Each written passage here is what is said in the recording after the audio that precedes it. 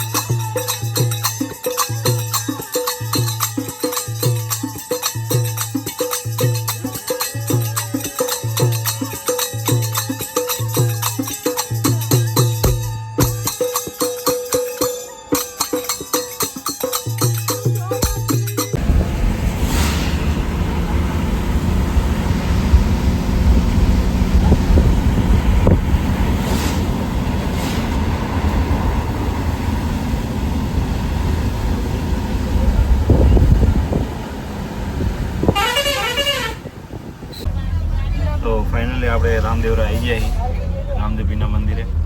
વરસાદ ચાલુ હોય, આરતીનો મોકો મળશે નહીં મળશે એની કંઈ ખબર નહીં. જોઈએ શું થાય હવે. આજે બસમાં જ હતી, બસ ઊભી નહીં રહી. ફાઇનલી આપણે દર્શન કરવા નીકળી જાય.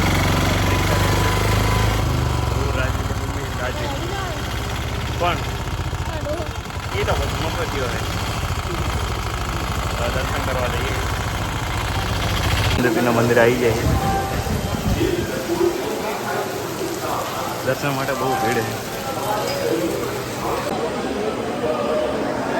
બાજુ રામદેવપીરના મંદિરનું લાઈવ પરિષદનું ટેલિકાસ્ટ ચાલુ હોય. અહીંયા આરતીનો સમય લખેલો હોય. અહીંયા ભીડ લાગી છે.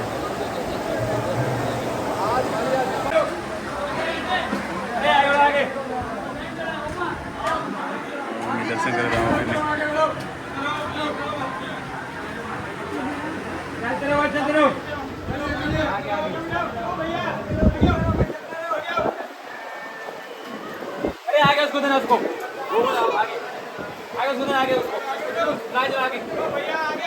રામદેવપીરના ચલચિત્રો હોય.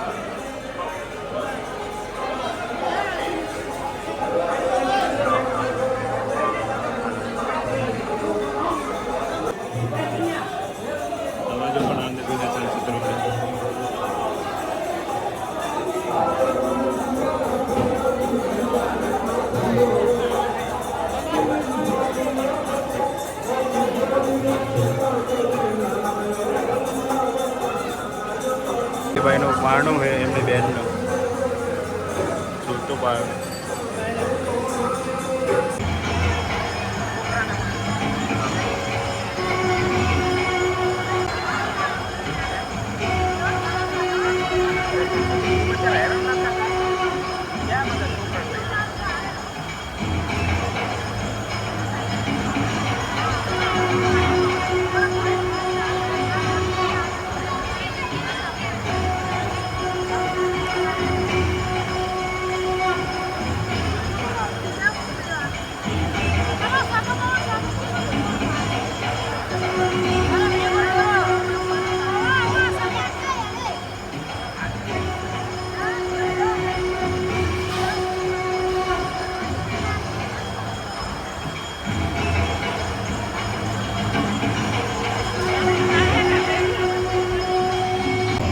અંદર બધી માંગ તો નહીં કહીએ ગયો રામદેવપીરને, પણ બધા સબસ્ક્રાઈબરની મનોકામના પૂરી થાય એવું તો કહીને આવ્યો હું.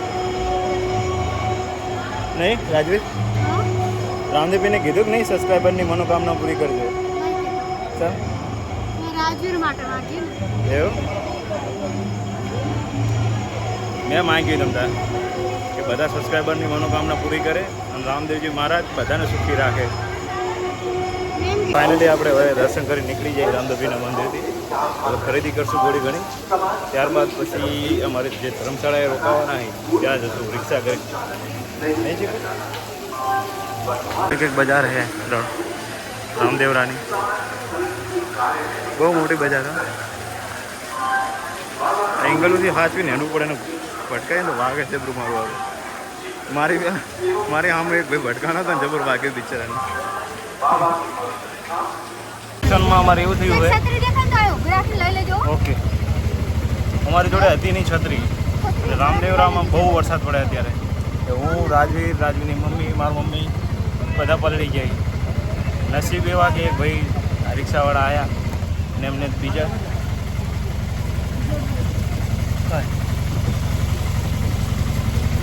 તે અમને મળી ગયા અને અમને ઓછા પૈસામાં કીધું કે તમને તમારે જ્યાં જવું એ મૂકી જઈશ. ખૂબ ખૂબ આભારી ભાઈનો કે અમારી મદદ કરી ખરા સમય. બાકી કોઈ પણ જગ્યાએ અત્યારે જો તો ચોમાસામાં છત્રી વગર નહીં જવાનું, રાજવીરની જેમ હેરાન થવું પડે અમારે.